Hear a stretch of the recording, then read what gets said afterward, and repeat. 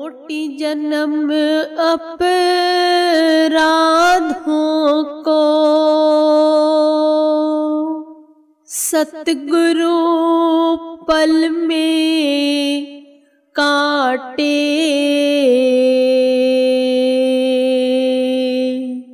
आवे जो प्रेमी शरण में दर्द दुख विनाशे। आवे जो प्रेमी शरण में दर्द दुख विनाशे। बोलो जयकारा बोल मेरे श्री गुरु महाराज की जय। हकीकत में गुरमुख हो जो भी प्रेमी महापुरुषों की शरण में आता है, संत महापुरुष बड़े ही दयालु बनकर, परोपकारी बनकर उनके अपराधों को पल में ही काट लेते हैं।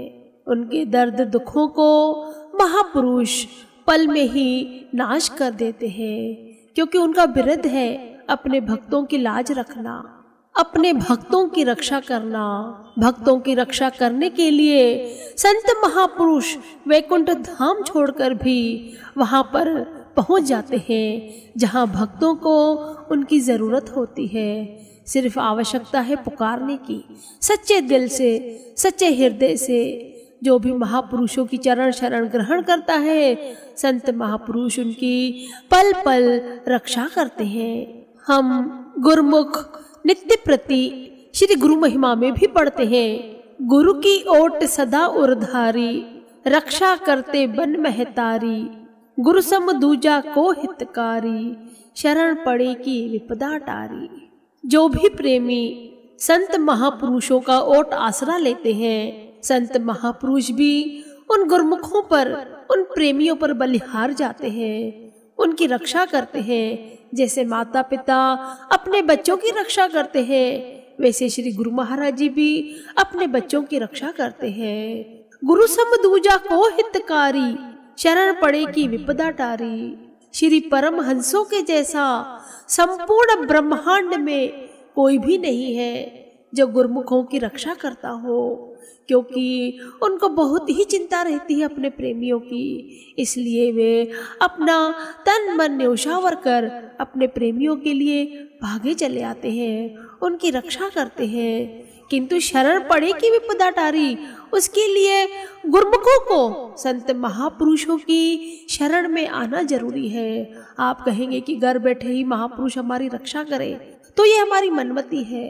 पहले हम दरबार जाएं, वहाँ नीज निवाए, नित्य प्रति संत महापुरुषों की चरण शरण ग्रहण करें, मत्था टेके। जो महापुरुषों ने नियम बताए हैं उनका पूरा पूरा पालन करें। फिर देखें कि संत महापुरुष श्री परमहंस दयाल जी अपने बच्चों की रक्षा के लिए क्या नहीं करते।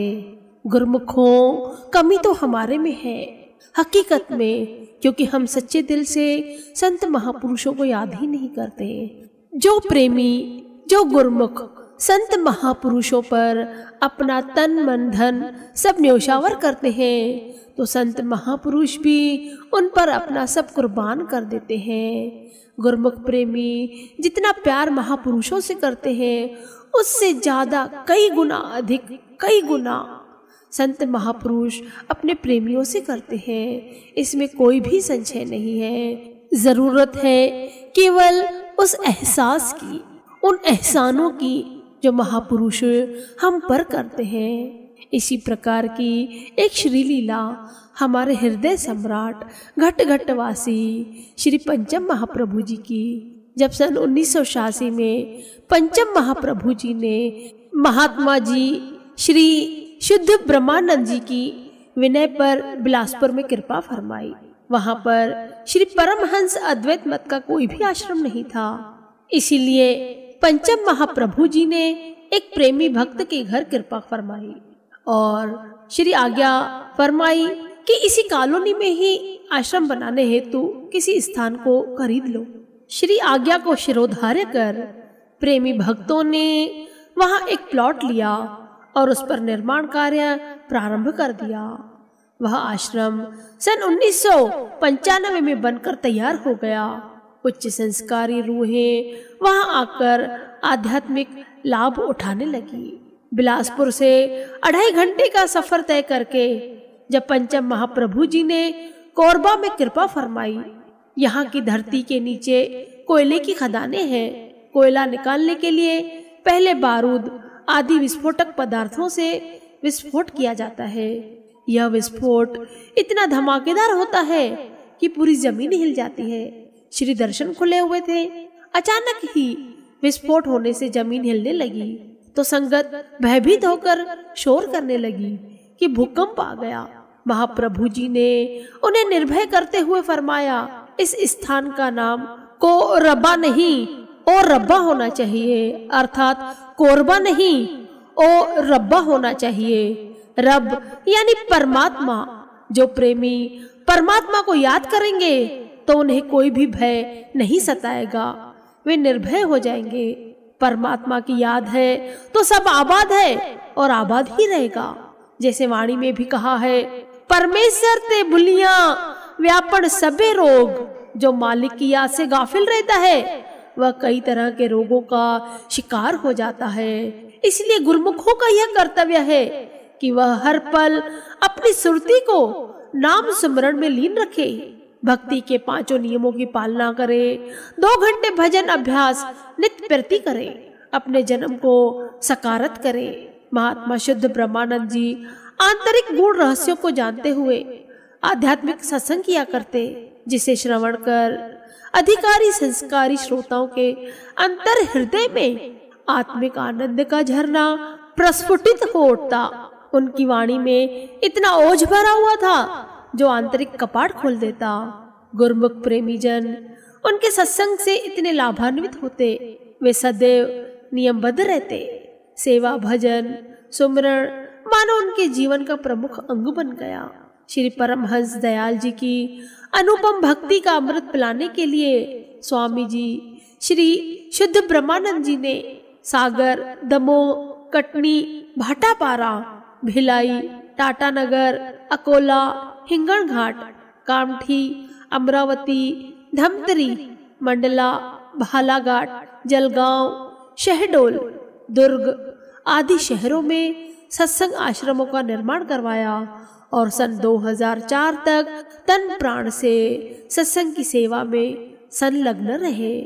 प्रेमी गुरुमुख जन इन सत्संग आश्रमों पर आकर निरंतर भक्ति का लाभ उठा रहे हैं। देखो प्रेमियों, संत महापुरुष अपने तन पर कितने कष्ट उठाते हैं।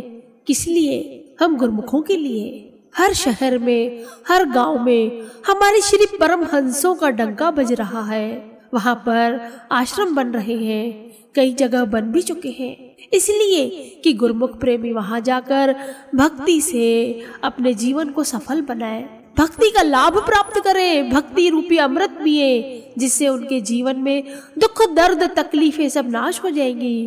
क्योंकि जब वे श्री परमहंसों की शरण में आएंगे तो दुख कौन सा, किस बात का दुख? श्री परमहंस दयाल जी सभी गुरुमुख प्रेमियों की पीड़ा अपने तन पर उठाते हैं। निश्चय कर जानो प्रेमियों, ये पक्का विश्वास रखो कि हमारे ऊपर श्री परमहंसों का वरद हस्त है और हमें तो पल पल उठते बैठते नित्य प्रति उनके चरणों में शीश झुकाना चाहिए, शुक्राने अदा करना चाहिए, क्योंकि उनके उपकार इतने अनंत हैं कि जीव गिन भी नहीं सकता।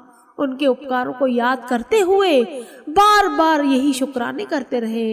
हे महाप्रभु जी, आपका कोटन कोटि शुक्राना जो आपने हमें अपनी शरण में रखा। जो भी प्रेमी गुरुमुख श्री महाप्रभु जी के चरणों में शुक्राना अदा करते हैं उनकी पीड़ाएं कट जाती हैं, महापुरुषों के आशीर्वाद बरसते हैं, क्योंकि वे भी समझते हैं कि गुरुमुख प्रेमी हमारी रजा में राजी हैं। अतः गुरुमुखों, पल पल शुक्राने अदा करो हमारे श्री परमहंसों के, इष्ट देव महाप्रभु जी के, जो पल पल हमारे साथ रह रहे हैं। साथ रहते हैं, पहले भी थे, अभी भी हैं, और हम उनसे यही विनय करते हैं कि सदा ही हर जन्म में आप हमारे साथ रहे। श्री परमहंसों के चरणों में शुक्राने अदा करते हुए अपने जीवन को सफल और सुखदायी बनाए, महापुरुषों की प्रसन्नता के पात्र बने। बोलो जयकारा बोल मेरे श्री गुरु महाराज की जय। गुरुमुखों, हमारा आज का प्रश्न है, श्री संत नगर आश्रम का शुभ उद्घाटन श्री परमहंसों की किन महान विभूति ने किया और कब किया, वह तारीख कौन सी थी? जय सच्चिदानंद जी लिखते हुए अपना उत्तर अवश्य दें, अपने ज्ञान को जग जग फैलाएं। बोलो जयकारा बोल मेरे श्री गुरु महाराज की जय।